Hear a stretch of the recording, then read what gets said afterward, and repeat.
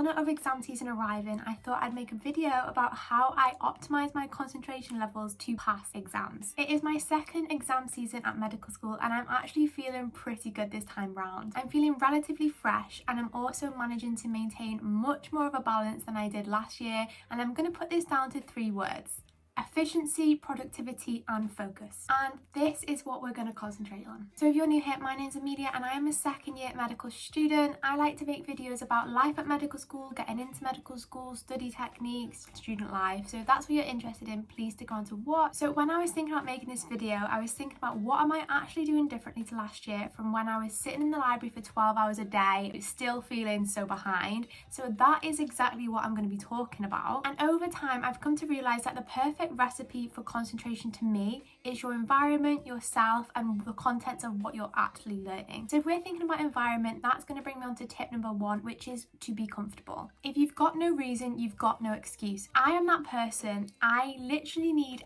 any reason to stop studying before I've even started. So if I'm sat there, I've took all that work to get into my flow and suddenly 2 minutes in I want a drink, I will use that excuse to stop what I'm doing 2 minutes in and go and get a drink. So I've kind of learned that a lot of concentration in studying actually stems from the setup of studying and preparing yourself to study. If you're not prepared, you're not going to have a good study session and you're not going to have good concentration throughout that study session. So before I start that study session, I always make sure I have absolutely everything that I may possibly need during that session: water, a hot drink, a cold drink, some snacks, pen, paper, an extra pen in case it runs out, my charger, literally anything that I could possibly ever need for me to complete that study session, I will have with me before I start. Because as I said earlier, if you've got no reason, you've got no excuse, and you want to set yourself up for success essentially. So don't give yourself an excuse to stop before you've even started. Number 2 is I don't actually remove my phone,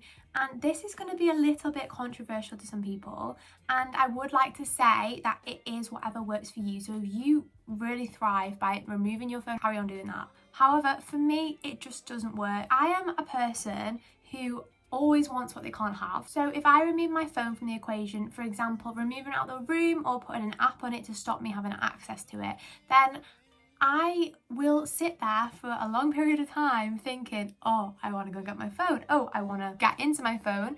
And in reality, if I wouldn't have done that, I wouldn't even be thinking about it. I just find that a little bit more of a distraction. And I wanted to mention that because everyone always says, like, remove your phone out the room or put it somewhere where you can't see it or whatever, but that may not work for everybody. Instead, I actually just put my phone face down on the desk and then it's there, and if I want to pick it up, I can. But because I can, I don't tend to, if that makes sense. So that allows me to concentrate a bit better because I'm not thinking about getting my phone, I'm thinking about the work because I have access to my phone theoretically if I want to. Number 3 is to take breaks before needed. So this is one that is really underestimated, even by me, and it's something that I have only recently started doing. I'm going to be 100% truthful, sometimes I still do struggle to do that.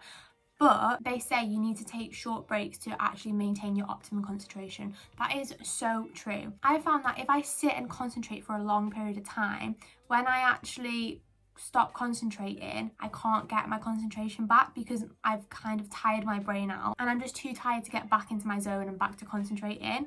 Whereas if I take my breaks, like 5-minute breaks, say every 20 minutes or every half an hour before I actually need them, then I don't lose my concentration as quick, if that makes sense. So in the short run, you are breaking your concentration more frequently, but in the long run, you can concentrate for longer because you're not tiring your brain out too much. I don't know if that makes sense, but it definitely works. So definitely try and take your breaks before you need them. When you're taking your breaks because you need them, that's because you're tired, not because you're just having a break. Now we're going to think about the yourself part of the equation, and that brings me on to tip number 4, which is self-preparation. So in order for your brain to be working to its optimum, you need to be looking after it. Self-neglect is definitely a big thing, especially during exam season, because realistically, when we're busy and we're studying, the first thing to go are all the things that we actually need to maintain our concentration and be able to get the most out of our study sessions.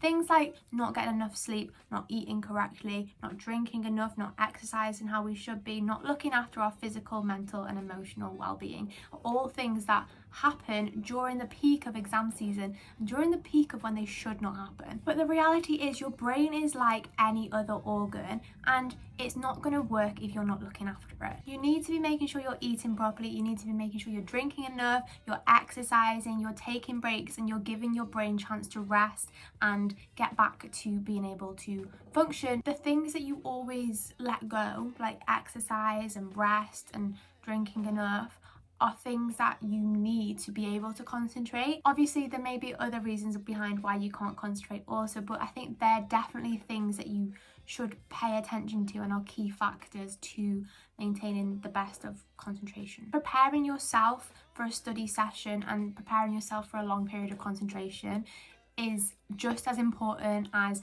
preparing your environment or preparing your notes or whatever else. If you're not preparing your brain, how are you going to expect it to work? Tip number 5 is to listen to your body, which is kind of on theme, but I've actually just made a video about burnout, which is definitely one I would recommend watching if you are a prone girly to burnout, because we've all been there, and I would definitely advise learning from my mistakes. But one of the things that I did mention in that is the importance of listening to your body. Before every single study session, you need to think, will this study session be worth it, or am I just doing it for the sake of it? Because if the answer to the first question is not yes, then you should not be studying. So a few days ago, actually, I was really tired, and I had the decision to go to the library in the morning or take the morning off, rejuvenate myself and do an afternoon session. And I decided, do you know what? I'm actually not going to get anything done this morning because I'm too tired. And I was actually so proud of myself for doing that, because usually I'm the person to just be like, oh, I'll just go, at least I'm doing something. But no, I didn't do that, and I actually just took time to rejuvenate myself. And then in the afternoon, I was genuinely so productive, like maybe one of the most productive study sessions I've ever had. I got literally everything I wanted to get done, and I did it before I'd even planned to do it as well. And at that point I was like, do you know what, if I would have come this morning, I just would have sat here, done the exact same amount of work, maybe even less, and dragged it out for the whole day. So sometimes it is just worth evaluating the situation and evaluating, are you actually going to achieve, or would you achieve more by taking some time to look after yourself? It's definitely important to listen to your body. If you're feeling tired, you're feeling tired for a reason, and take some rest, because it will pay off in the long run. Tip number 6 is in relation to what I actually get done, and I've kind of shifted my mindset from hours to content.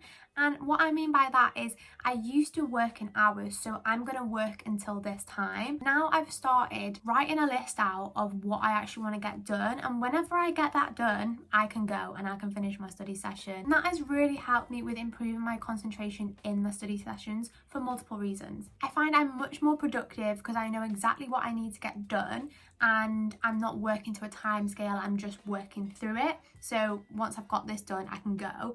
Because also I'm telling myself, once I've done this, I'm going to finish, it gives me more motivation to actually just get it done. And I also find it a lot less overwhelming, because I'm not thinking about all the hours that I'm going to be here. I'm just thinking, right, this is exactly what I have to do, and I just find that much less overwhelming. I'm more like, I can actually do this because I know exactly what I want to do, and it's kind of broken down into what I have to do. So I've started doing that, but with the small fine print of, if I'm not finished by this time, I will leave, because sometimes I might set a list that's a little bit too unrealistic, and obviously if I stay until I finish that list, I'm going to be there forever. And that is the only slight limitation to this. Definitely important to set a realistic list, but since I've started working in lists instead of hours, I have found that I actually am a lot more productive, and I spend my time actually concentrating rather than messing around, because I know once I've got it done I can leave. Whereas when I'm like working till this time, I think, oh, I've got loads of time, and then next minute it's time to leave and I've done nothing. So that has also helped with me maintaining my concentration. So they are just a few tips and tricks that I have incorporated into my study technique to get me through exam season and to improve my efficiency and productivity throughout exam season also. So I hope that has been helpful. That has been working for me, so hopefully it works for you. But if you have enjoyed this video, I would really love it if you would like and comment down below and subscribe to my channel. Thank you so much once again, and I shall see you in the next one.